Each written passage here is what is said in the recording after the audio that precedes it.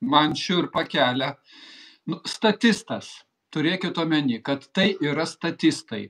Ir vienas statistas dėl kažko buvo netinkamas, tai pakeičia į kitą statistą. Prisiminkime prezidentą, kol jisai dar nebuvo prezidentą, Paksą ir Viljamso aferą.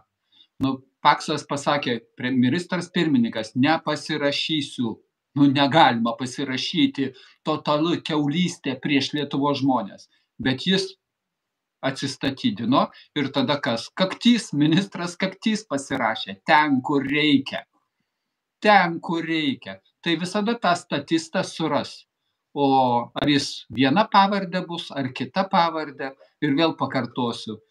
Chemijos mokslus baigęs vaikinas, finansų ministras ir pasirašė dėl euro įvedimo.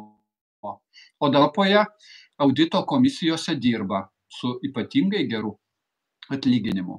Tai statistų gali būti kokiu tik norit. Stuknelę kitą uždės ir bus kitas statistas.